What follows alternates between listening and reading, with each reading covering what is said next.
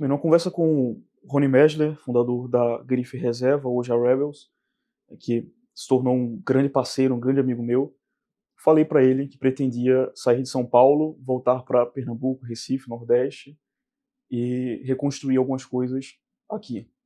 Naquele momento ele me chamou de louco, disse que eu estava largando a corrida no meu prime, né, no meu auge, dizendo que todas as frentes que eu estava abrindo de negócios era lá em São Paulo, e ele tinha razão, dizendo que a minha rede de relacionamento estava em São Paulo, ele tinha razão, e que na prática eu estava descendo um degrau, que eu estava dando um passo atrás, até que eu expliquei tudo para ele, quais eram as minhas ambições, a minha motivação para voltar, e o que ele disse foi: isso é muito bom, é genuíno, admiro muito a coragem e tem todo o meu apoio, acho que no longo prazo isso vai ser muito bom para você e também para a sociedade.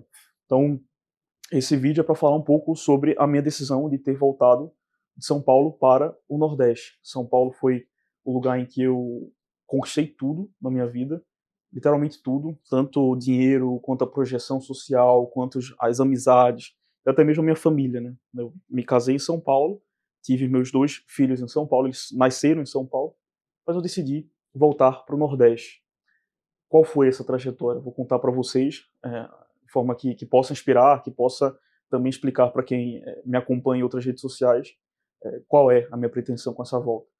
Pois bem, eu não nasci em berço de ouro, pelo contrário, né, aqui no Recife, eu nasci na periferia, nasci no bairro de Casa Amarela e ficava ali entre Buracão, Alto Santa Isabel, Alto do Mandu, Nova Descoberta, Vasco da Gama, Brejo, ficava nesse miolo ali, sempre me mudando, né, sempre saindo de uma casa para outra. Nasci em uma família quebrada naquele momento, o meu avô, que era o pilar, né, o sustentáculo da minha família, tinha acabado de falecer quando eu nasci, e a partir do falecimento dele, muitos dos meus primos acabaram indo para caminhos ruins na vida, né, as drogas, o crime, as minhas primas também, ou envolvidas com droga, com crime, e isso, enfim, fez com que a nossa situação ali em casa ficasse muito instável. A gente tinha uma casa que era quase que uma vilazinha, morava minha avó, meu pai, minhas tias, todo mundo junto, mais de 10 primos, e o ambiente era, de certa forma, era muito alegre, muito feliz. Eu, assim, não gostaria de ter vivido outra infância, foi perfeita, mas era sem referência, não tinha uma estabilidade ali para que eu pudesse crescer na vida, né. Também não tinha muitos acessos naquele momento. Até que nos meus 9 anos os meus pais se separam, eu entro na estatística do filho ali com o pai ausente, infelizmente, amo meu pai, mas naquele momento ele ficou ausente, e a minha mãe, solteira, teve que sustentar a mim e meus irmãos, junto com a minha avó, sustentava a minha avó também.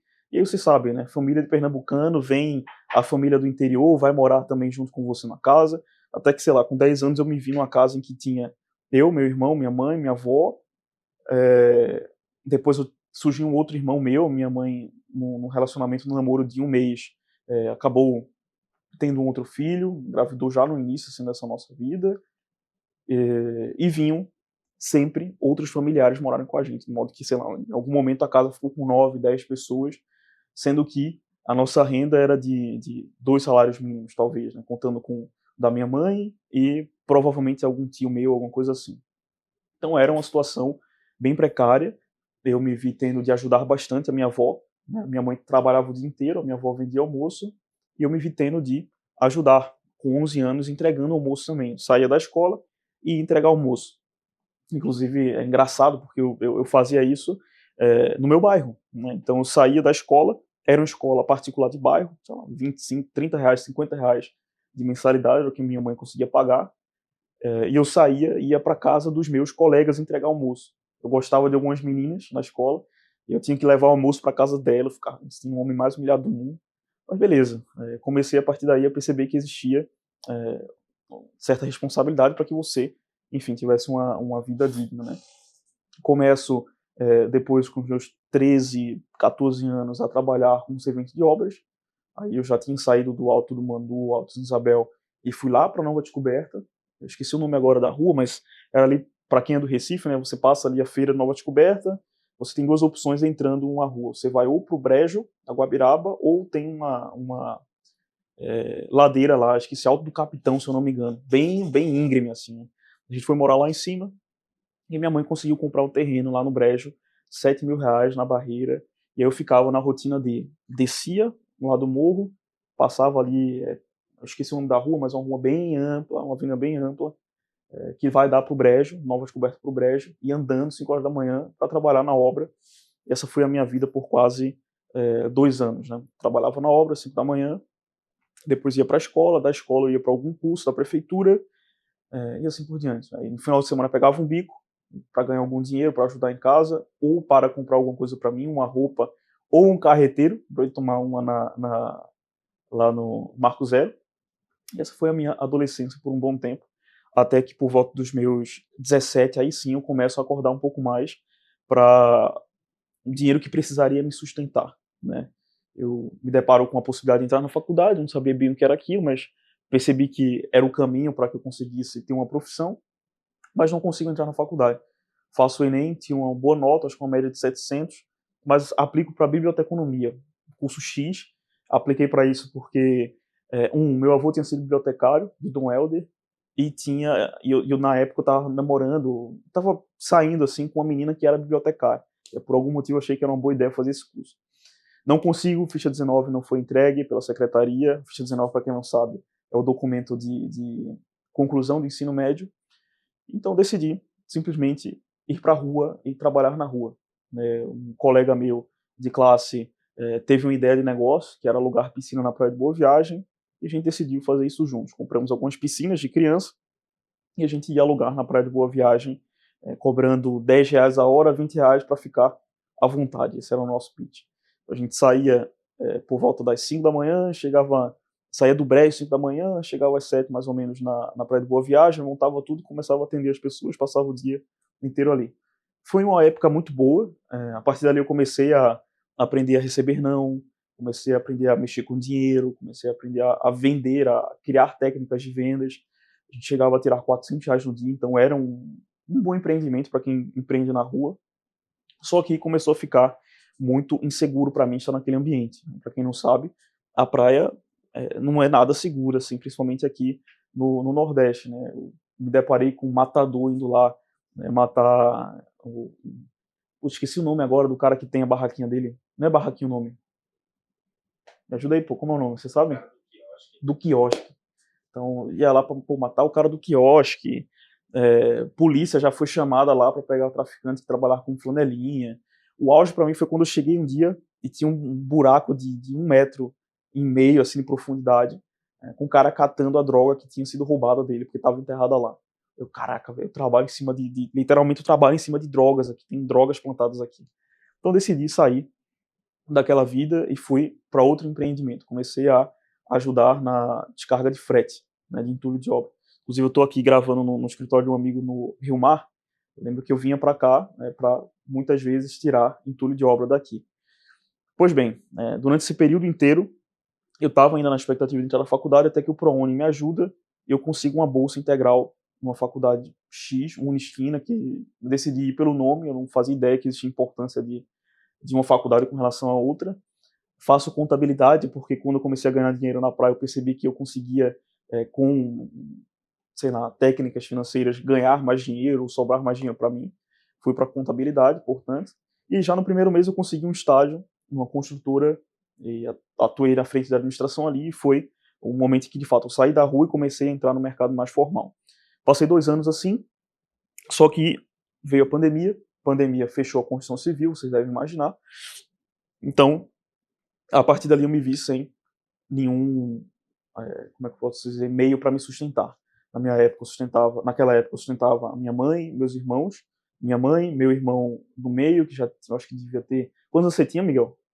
Cara, eu tinha 18, você tinha 15, 14 anos, e mais 2 irmãos, né? O outro que eu falei, Raniel, que a minha mãe teve num namoro ali que não foi previsto, e Belinha, né, que tinha acabado de nascer, ou estava próximo de nascer, alguma coisa assim.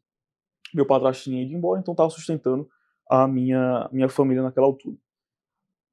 Foi aí que o marketing surgiu na minha vida. Né? Eu sempre escrevi, eu tinha uma habilidade para comunicação. Quando eu trabalhava naquela empresa de frete, eu comecei a fazer marketing pro cara, de construir mesmo um cartãozinho para ele entregar em algum lugar, no Instagram. Por quê, né? Eu precisava movimentar o negócio dele, porque eu dependia de movimento. Muitas vezes a gente passava o dia inteiro na Ferreira Costa esperando alguém sair com alguma obra ou chamar para alguma obra, e a gente não tinha ninguém à disposição, ninguém querendo o serviço. Eu dependia daquilo, era R$ 80 no dia, e muitas vezes eu passava o dia inteiro e não recebia esse dinheiro porque não tinha serviço. Eu comecei a atuar no marketing para ajudá-lo, depois na construtora olhei algumas coisas também, até que quando tudo ao meu redor ruiu, o marketing foi o que surgiu como opção. Eu comecei a prestar serviço de marketing na internet, e, em resumo, eu passei quase que todo o período da pandemia assim, um ano, quase 2 anos assim, prestando serviço de marketing para algumas empresas, né, e-commerce, de modo geral, na internet. Até que São Paulo surge na minha vida, né, com 21 anos eu estava já noivo, depois eu faço um vídeo só sobre noivado, sobre casamento, é um assunto que eu quero trazer aqui. Já estava noivo, queria casar rápido, não queria demorar, não queria passar mais de 3 anos enrolando a minha noiva. Ela trabalhava, ela já ganhava dinheiro, ela, na prática, assim, foi a única pessoa que conseguiu juntar dinheiro para o casamento, eu não conseguia. E aí, por conta disso, eu fui entrando numa depressão, não conseguia dinheiro, eu não conseguia ajudar para o casamento, eu estava naquela instabilidade ainda familiar horrível, entre o canhão, troca de canhão da minha mãe, do meu pai, vocês devem ter visto algo parecido para quem viveu, né, com a família de pais separados. Enfim, decidi então arrumar um emprego. Não dava mais para continuar naquela instabilidade que eu estava. E aí eu estava assim, disposto a qualquer coisa, a voltar para trabalhar na rua, a entrar sei lá, num caixa de supermercado, almoxarifado, qualquer coisa que me desse alguma renda, pelo menos consistente por mês, para que eu pudesse no futuro empreender. Já tinha tentado empreender em outras coisas antes, lancei um e-commerce, deu relativamente certo, mas tive problema com meu sócio, e assim por diante, tá? Então, naquele momento, eu decidi parar com tudo que eu estava tentando, arrumar um emprego. Só que, quando eu tomo essa decisão, eu percebi, poxa, eu já esperei até aqui, por que não ser profissional também na busca do meu emprego? Eu vou usar aqui 1 mês, 2 meses dedicados a, né, buscar formas de entrar numa empresa que eu goste, né, uma forma de empresa que entrar numa empresa que eu tenha interesse e potencial de crescimento. Eu não queria simplesmente pegar uma empresa X e tentar a sorte nela. E foi aí que o G4 Educação surgiu, uma empresa de São Paulo. Eu listei quais empresas eu tinha interesse em trabalhar. A G4 Educação era a primeira empresa que aparecia para mim como opção. Eu decidi, beleza, eu vou usar esse mês para ser o candidato perfeito para o G4 Educação. E como que eu fiz isso? Eu vou fazer um vídeo só sobre como conseguir um emprego, mas resumindo bastante a história, adicionei todo mundo do G4 Educação no LinkedIn, acompanhei tudo do G4 no Instagram, no YouTube, no site deles, decorei as palavras, decorei a missão, visão, valores, a história da empresa eu sabia de cor quais campanhas estavam sendo rodadas naquele momento, o que eles estavam vendendo, o que não estava, que produto teve continuidade, que produto teve descontinuidade, sabia de tudo isso, né? E no LinkedIn adicionei, sei lá, centenas de pessoas, o G4 devia ter uns 180 funcionários mais ou menos naquela época, adicionei quase que todo mundo, obviamente quem permitiu, né, que eu adicionasse, e a partir dali eu comecei a fazer uma junção entre o que eu sabia da empresa com o que eles tinham de perfil de funcionário ideal. Olhei quais faculdades as pessoas faziam, qual é a idade das pessoas, quais cursos elas tinham, onde elas moravam, e aí eu comecei a fazer um mapa ali do que eu podia associar a mim mesmo. Então, cursos, comecei a fazer vários cursos gratuitos. Eu via que as pessoas tinham um curso pago, não conseguia pagar, fazia um gratuito. Eu via que, pô, as pessoas estudavam, por exemplo, na FGV, na FIAP, que é grande tecnologia lá em São Paulo. Cara, eu fiz um curso gratuito da FIAP, fiz um curso gratuito da FGV. E tudo isso eu fui colocando no meu currículo do LinkedIn. Eu não tinha faculdade na época, porque eu não consegui concluir, eu não mencionei isso, mas assim que eu saí do meu emprego, também saí da faculdade, com a pandemia, não consegui continuar. E aí eu fui meio que fakeando mesmo, essa é a palavra, assim, não posso usar uma palavra mais chique que essa não. Eu fakeei o meu LinkedIn para parecer que eu era um cara incrível, com uma carreira incrível, sendo que na prática eu só estava adaptando ali a realidade, né? Não menti, né? Eu de fato fiz os cursos, de fato entrei nas coisas que eu precisava entrar, mas não era tudo aquilo que eu coloquei no LinkedIn. Mas deu certo. Meu LinkedIn chamou atenção, eu entrei, apliquei para uma vaga no Instagram do G4 e a partir dali comecei o processo. Entraram no meu LinkedIn, gostaram, me botaram para a próxima fase, escrever conteúdo, cara, eu varei noites escrevendo os conteúdos de teste para eles, até que veio a entrevista, né, definitiva. E na entrevista, tinha 2 etapas, tinha etapa com o dono da vaga e etapa com o RH. Com o dono da vaga, se eu não me engano, eu acho que foi a segunda etapa foi com o dono da vaga, a primeira foi com o RH. Com o RH, eu usei todo o script que eu sabia da empresa. Pô, eu sabia missão, visão e valores, são adaptáveis para a minha vida. Por exemplo, uma das missões do G4 é geração de emprego. O BREG deles, a meta cabeluda, audaciosa deles, é gerar 1 milhão de empregos até 2030 através dos seus alunos. E, cara, eu vou usar isso aí ao meu favor. Né? Quando a mulher me perguntou lá na entrevista da RH qual era por que eu queria ir para o G4, eu falei para ela, poxa, porque a minha mãe está desempregada, eu tive de sustentar a minha família nos últimos anos, e eu sei que o trabalho do G4 poderia ter mudado a vida dela, fazer com que o empresário gerasse emprego para ela aqui no Nordeste. Aí na hora a mulher quase que chorou, eu me senti o cara mais romântico do mundo. Foi ótimo assim, a entrevista, porque eu ia bater nessas teclas da missão, visão, valores do G4, adaptando para a minha própria vida. Deu certo, passei para uma próxima etapa, que foi com o líder. Aí eu não sei, tá, pessoal, se foi antes ou depois, na verdade, mas assim, com o líder, o que eu fiz? Entrei no Instagram dele, descobri qual era o Instagram dele, vi todas as pessoas que ele seguia, por sorte ele seguia poucas pessoas, sei lá, 40 pessoas, vi todas as pessoas que ele seguia, e também por sorte eu conhecia muitas delas. Né? Então ele seguiu um influenciador X, na entrevista, quando ele perguntou, pô, quais são as suas referências, teus cases e tal, eu falei, cara, não sei se você conhece um influenciador X, eu uso muito ele como referência no meu trabalho, por conta disso, disso e disso. Ele, cara, conheço tal. Então, assim, foi todo um trabalho de entender o que eles queriam comprar. Eu estava me vendendo. Eu entendi o que eles queriam comprar de mim e fui fazendo essas ofertas, né? Meio que adaptado assim, deu certo. Tá? Deu certo. Só que tinha um problema. Eu descobri que a vaga era em São Paulo. Eu não fazia ideia. Eu achei que fosse remota porque eles viram no meu LinkedIn que eu era do Recife. Quando eu passo por todas as etapas, viram para mim e falam: pô, você consegue começar semana que vem? Pô, claro, consigo. Não, então você vem para cá semana que vem, fica no endereço tal. Oxi, como assim no endereço tal? Em São Paulo? Não consigo, não moro aí. E aí foi uma surpresa para eles também. Eles disseram, cara, e agora, né? Porque você foi um processo longo e você passou por todas as etapas. Você era eu e mais uma moça que era daqui de Pernambuco, inclusive, que passamos. O que a gente vai fazer contigo agora? Eu disse, cara, eu vou para São Paulo, mudo minha vida para ir. Voltei para minha noiva, contei essa história, disse que eu passei disso salário, na época era um salário muito bom.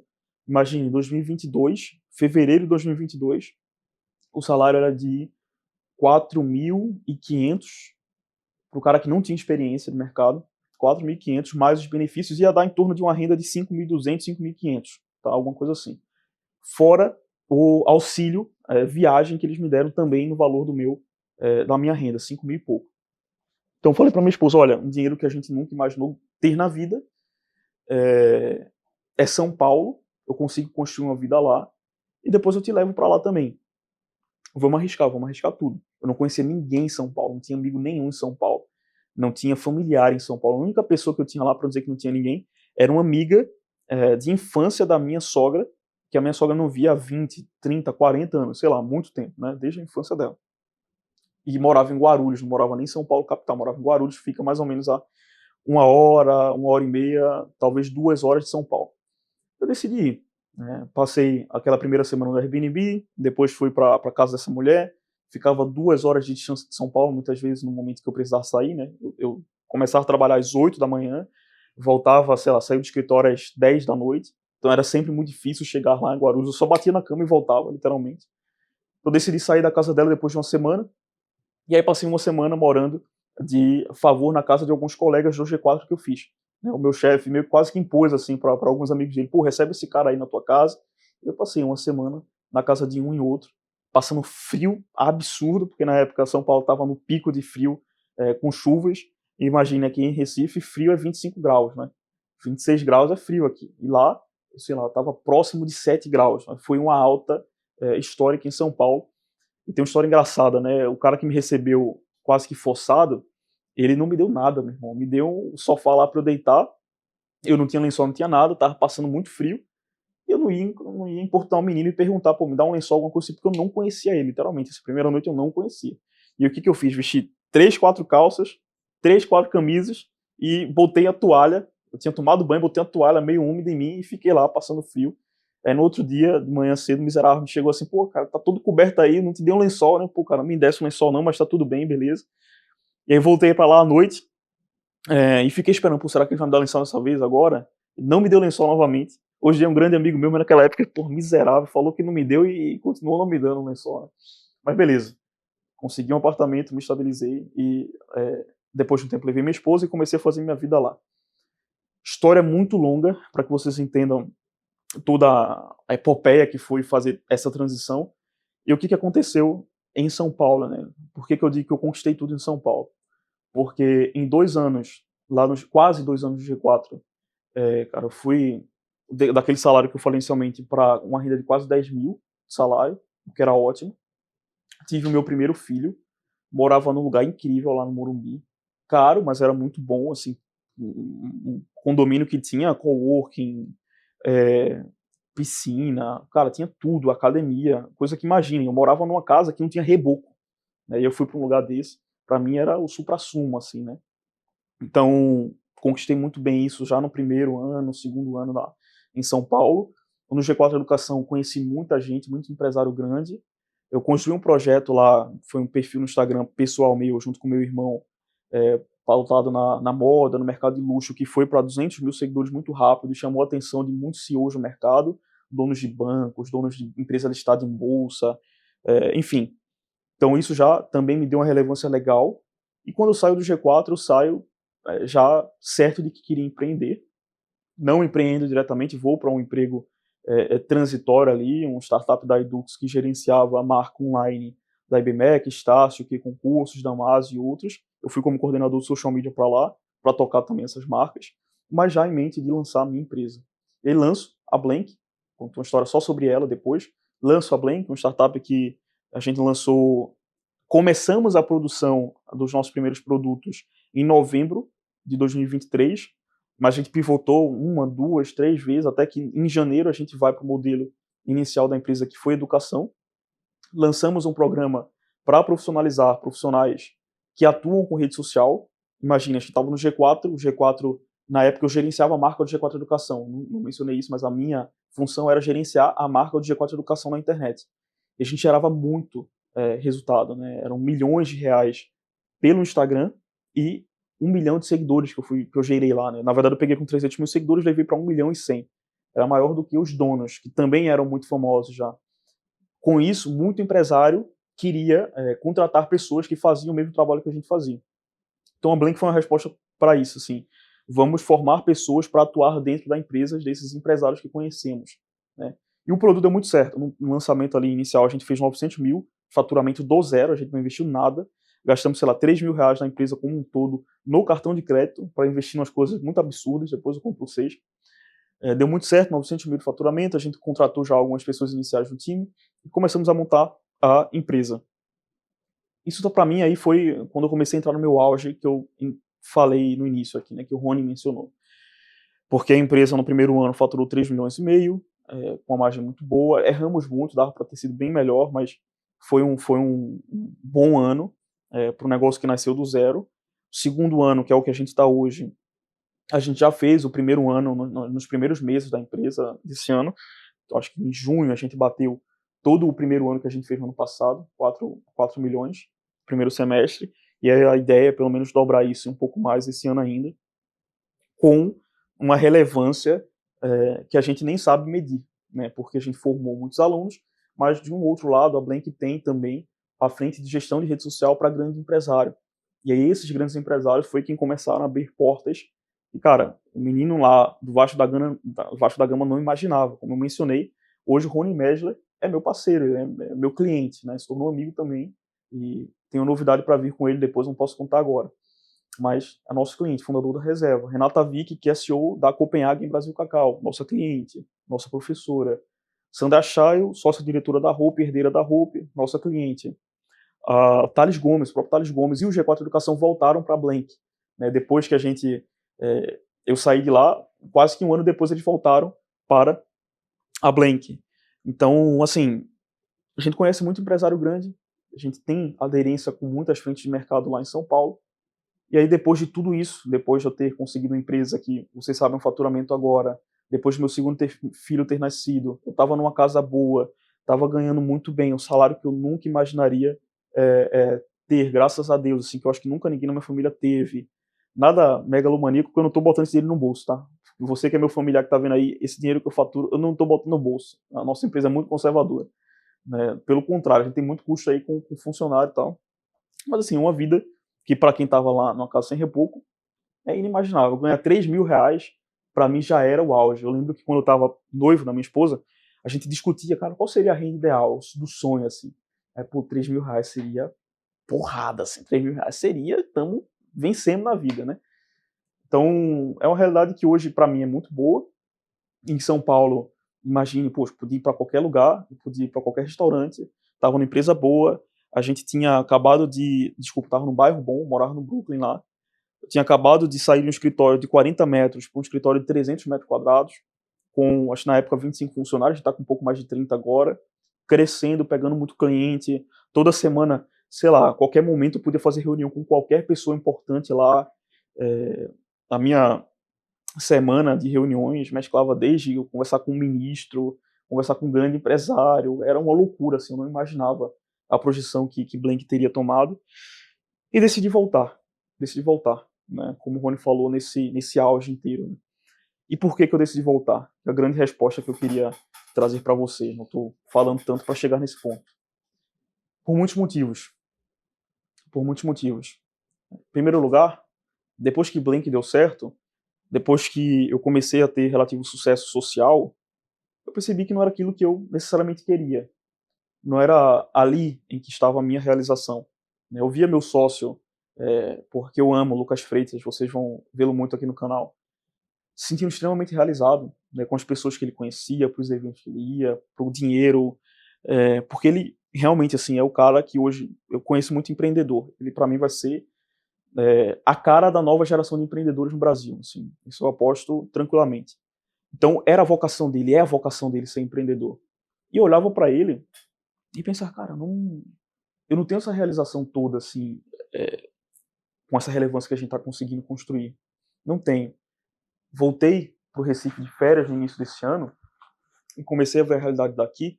Eu fui num bairro, São José, que era um bairro que eu frequentava muito, porque lá, na época que eu alugava piscina, né, eu pegava a piscina lá e eu comprava a piscina lá para alugar. Também, quando eu tive o meu e-commerce era de carteira de couro, eu comprava couro lá em São José para vender. Eu vi que São José estava a mesma coisa, o bairro São José estava a mesma coisa. Fui pegar ônibus, vi que também era a mesma realidade difícil de esperar 1 hora, quase 2 horas para pegar o um ônibus lotado, passar por um lugar esburacado. Comecei a me deparar com aquilo e ficar incomodado, porque estando lá em São Paulo, Recife estava lindo para mim. Eu via na internet, estava lindo, né? E não é uma crítica pessoal ao prefeito. Até a minha família, que não votou no João Campos, que não admirava o João Campos, que não era associada à esquerda, cara, dizia que estava bom o Recife. Eu olhava para as minhas cunhadas, que eram Bolsonaro e tal, diziam que o Recife estava bom. E eu lá em São Paulo, cara, então que bom, né? Graças a Deus está dando certo lá. E aí, quando eu voltei e percebi que não era aquilo, aí sim eu comecei a ter aquele senso mínimo de, cara, eu me sentiria realizado resolvendo esse problema, ajudando as pessoas daqui. Aí sim eu me sentiria realizado. Então tá, a semente foi plantada, comecei a conversar com alguns amigos daqui, até que decidi postar um conteúdo no Instagram falando sobre esses problemas do Recife. Esse para mim foi o estopim, esse foi o que marcou definitivamente a decisão da minha volta para cá. Porque eu fiz um conteúdo que pegou, eu acho, se eu não me engano, 3 milhões de alcance, depois eu posso confirmar aqui, e mais de 160 curtidas, se eu não me engano, também, falando sobre esses problemas do Recife. E vieram muitos empresários, políticos, estudantes, todo mundo assim do Recife começou a mandar muita mensagem dizendo o quanto que a cidade de fato estava ruim. Naquele momento não tinha pretensão de voltar, eu coloquei no texto que eu pretendia voltar a olhar para a cidade com carinho e não ignorá-la como eu simplesmente ignorei quando eu estava em São Paulo. Mas aí, beleza, essa projeção começou a acontecer, problemas começaram a surgir, as pessoas começaram a falar da indignação de viver aqui. Eu, caramba, será que faz sentido continuar em São Paulo, dada a situação de lá. Por quê? Porque na prática, eu olhava para os meus colegas e via rapazes assim na minha idade, eu tenho 24 anos, cara com 20, 21, 24, 26, construindo empresas, startups milionárias, assim, muito rápido, de um ano para o outro. Vários, não eram poucos, eram vários, pelo menos do meu miolo, assim, acho que umas 20 pessoas pelo menos fazendo um bom trabalho, sabe? E aí eu percebi, caramba, quantas pessoas estão fazendo isso por Recife? Eu tô aqui, apesar da relevância que eu tô construindo, eu não sou tão diferente, eu sou só mais um aqui. Tem vários aqui fazendo um bom trabalho por São Paulo. E se eu chegar nos meus 60, 70 anos, ali pendurando, né, as minhas armas e perguntando, pô, o que eu fiz da minha batalha, cara, São Paulo não era a minha causa, sabe? Não que eu não adoro, adoro São Paulo, adoro a terra do José da Anchieta, adoro, amo São Paulo, me deu tudo, mas não era a minha causa, não era a minha bandeira.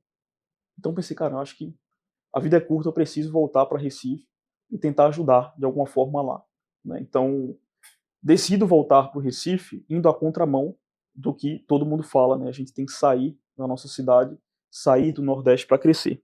Decidi voltar para o sacrifício.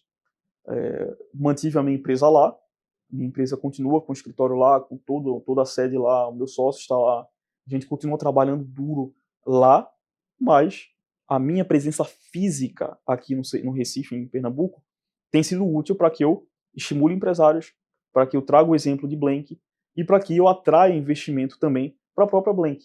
A gente olha para aqui um mercado potencial a ser explorado, com clientes a serem trabalhados, com jovens a serem formados aqui para serem alocados nas empresas.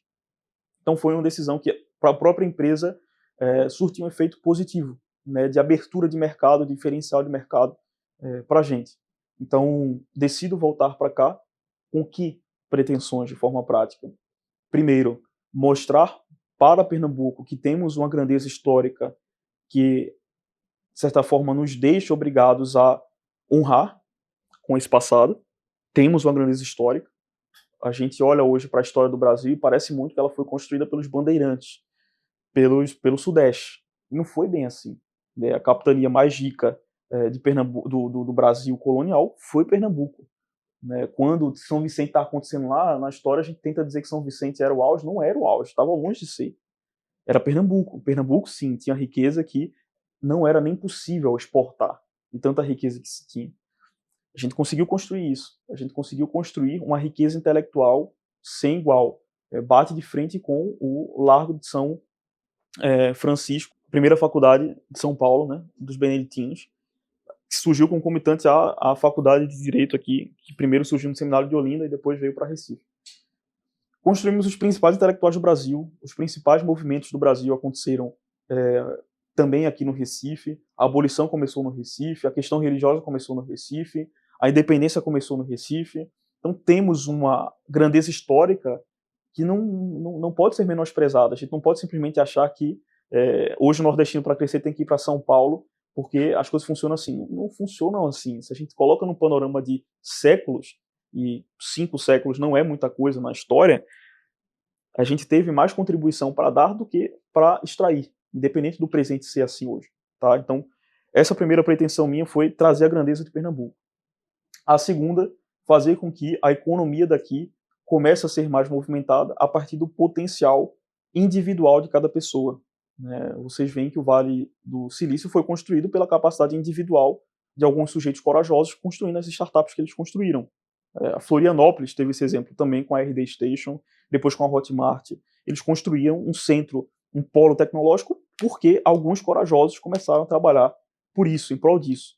Se a gente começa a ter jovens construindo empresas, que seja 10 empresinhas aí que vão faturar 10 milhões, a gente já começa a ter um impacto muito grande na nossa sociedade aqui e fomenta outros jovens, fomenta investimento a vir para cá, fomenta, enfim, diversos tipos de grandeza econômica para a nossa região. Então, promover o empreendedorismo é uma das minhas pautas. Promover com os empresários o interesse pelo debate público, o empresário começar a comprar causas públicas. Vocês veem em São Paulo muito empresário se projetando, né, publicamente para gerar conteúdo, para atrair bons jovens, bons talentos, para investir. E aqui no Recife, em Pernambuco, você vê sim um pessoal, um grupo muito bom, mas que não se expõe tanto, que não compra a briga pública, né? muitos até porque vivem da parceria com o governo, o que também é muito bom em alguns aspectos, mas a gente precisa, né, de um pouco de coragem, de um pouco de independência do Estado para termos um empresariado mais forte que não seja útil só para si, né, como projeto pessoal, e sim para a sociedade. Então, quero comprar essa briga aqui, ou fomentar essa briga com esses empresários. Como eu toco marca pessoal do Sudeste, eu também quero tocar marca pessoal daqui. Eu quero fazer com que no meu panteão de empresários grandes não só tenham gente do Rio ou de São Paulo, que se tenha gente de Pernambuco também. Essa é uma das grandes pretensões. E, por fim, restaurar a intelectualidade que a gente tem na nossa terra.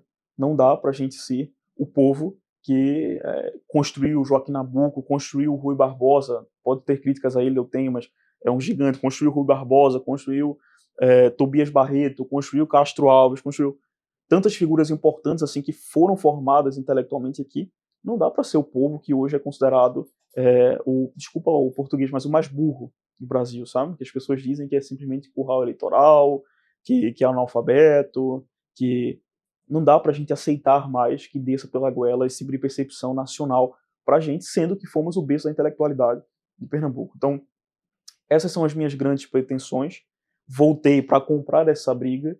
Eu sei que pessoalmente eu tive muito a perder no curto prazo, mas na prática, com a internet hoje, trabalhando daqui, eu faço com que minha empresa continue crescendo lá, eu continuo enriquecendo daqui, eu continuo indo para São Paulo sempre, eu continuo mostrando para os empresários que eu tenho não só uma causa financeira por trás, mas uma causa cívica, e isso me dá uma projeção melhor com eles também. E na prática, como eu sempre falo, se eu tiver de voltar para a favela, morrer pobre, mas eu tiver lido uma dúzia de livros bons, se eu tiver rezado alguns milhares de textos por aí, e se eu tiver ajudado a nossa civilização pernambucana, minha vida está feita, independente de onde eu for dormir no final da minha vida. Isso aí para mim não é um problema nenhum, porque não estou aqui por um projeto pessoal, acreditem vocês ou não. Esse canal, então, é um convite, né? Esse nosso primeiro vídeo foi um estímulo para que vocês entendam toda a minha história e que comprem essa briga comigo. Aqui o que vocês vão encontrar são justamente todas essas pautas.